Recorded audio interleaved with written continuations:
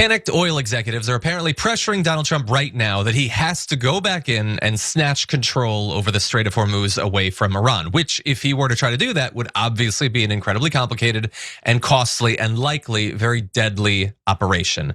Cenk, what do you think?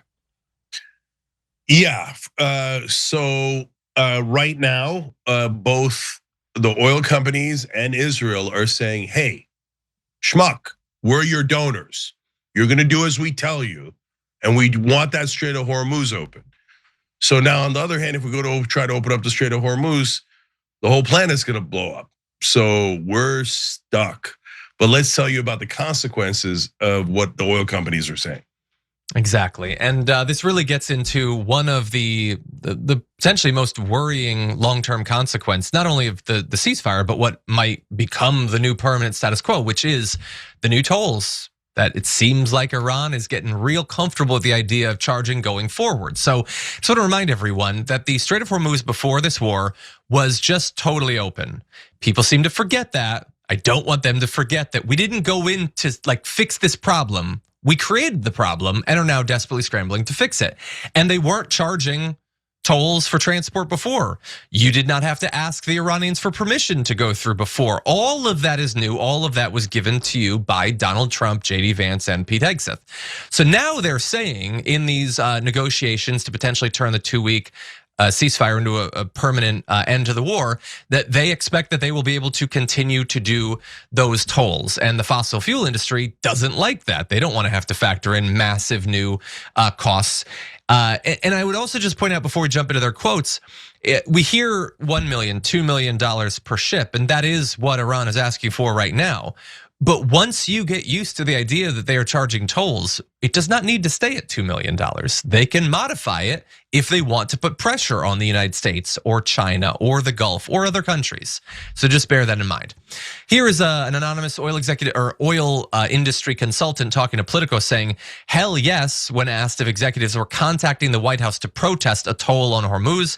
We didn't have to do that before, and I thought we won the war. Any place you have access to the administration, you ask, what are you guys thinking? And so we know that there is concern among regular people, but especially amongst executives in the oil industry, that if they had to do this new toll, whether it's $1 or $2 or $2.5 million, that would then have to be passed down to consumers. If Iran gets used to doing this sort of toll, then other countries could start to institute that. You could have Turkey, you could have Singapore. The Strait of Hormuz is not the only, potentially contestable area that a lot of maritime trade flows through. And bear in mind, Donald Trump himself has been hinting that he would like to start doing this. So we're working to normalize the idea of countries exerting this sort of economic influence. They're apparently also worried that if they were to begin paying this toll, that could put them or their companies in legal jeopardy in light of continuing sanctions on the Iranian regime and some of the officials. They would effectively be transferring money in a way that might violate the law. And so they have brought these sorts of things up. They say the president is extremely sensitive to the legacy and judgment on the success of this war. So pushing the president right now is seen as a risky proposition, but the White House is hearing from the industry despite the gingerness of the conversations. And so Trump said earlier this week the US was working to work through the potential points of agreement or disagreement on the 10-point plan, the 15-point plan, and the tolls are obviously a big part of that. But I do just want to remind everyone, we've previously shown this quote from Jonathan Karl, asked President Trump if he's okay with the Iranians charging a toll. He said, we're thinking of doing it as a joint venture. It's a way of securing it. Also securing it from lots of other people. It's a beautiful thing. I don't know if he's saying that today necessarily, and I don't know how charging the toll would secure it from China or whatever, Cenk, but this is a big and perhaps growing concern.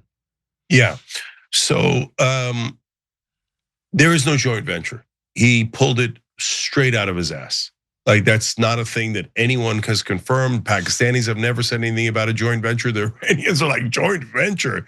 We're still waiting for your ground troops. They keep saying, we are waiting for you.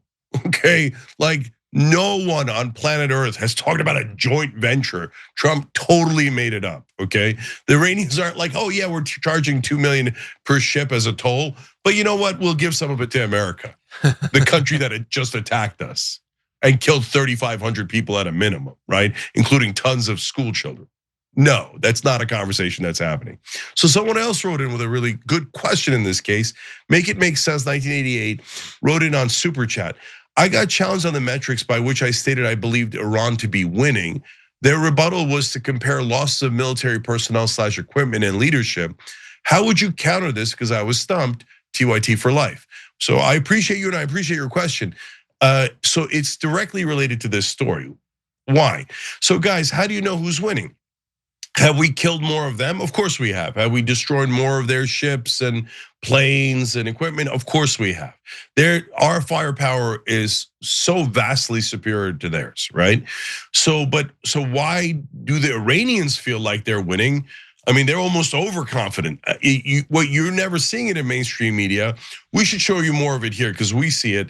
But like Iranian generals, Iranian leaders are constantly putting out videos, rubbing it in our face. What happened now, America? Okay, you thought you were so tough. So why do they think that? What are the metrics that make them believe that? Well, easy way to tell. So going into the war, we said, oh, we're gonna do this because we wanna end their nuclear program and get their enriched uranium out of the country and make sure they can't enrich any more uranium. So that was theoretically our top goal. And then we wanted a regime change. Well, the regime is entirely unchanged and giving us deuces as we speak. And yeah, we killed a whole bunch of their leadership, but they just replaced them and the regime is identical. In fact, it's a little bit more hardline than it used to be. So we've lost some ground on that. And then when it comes to the enriched uranium, we didn't get it at all. And Iran has never promised to give us their enriched uranium or stop that program. So our goals are 100% unmet. Iran didn't have any goals, they got attacked, right? But after they got attacked, they had a new goal. Why don't we close the Strait of Hormuz and then make a killing on what we charge people going through the strait? And while we're at it, why don't we damage the dollar tremendously by demanding that the payments be made in Chinese yuan or in cryptocurrency, so we're no longer using the dollar to buy oil or to pay fines or tolls, right? And on top of that, gas prices are going up in America and the rest of the world, and your stock market's crashing. So Iran's like, I see nothing but wins for us. So please keep going. So given that, our objectives are entirely unmet and they have come out as stronger and richer after this war. By the way, we're letting them sell their oil. We've kind of de facto removed the sanctions on Iranian oil so that they didn't even expect that because we're so worried about oil prices and its effect on our economy. So far, yes, they have been greatly damaged by the bombs we've dropped, but in terms of their negotiating stance, their financial stance, and every other way, the Iranians are in fact winning. And that's why the oil companies are in a panic. And as one of our viewers and members wrote in earlier, I'm also perplexed by Wall Street and why they just can't seem to understand. We just got our asses handed to us economically. And I don't know how we're gonna get out of this mess. Now, imagine if one of those 2-minute bombathon videos that they make for Donald Trump as his only intelligence update on what's going on in Iran had been replaced by you explaining that.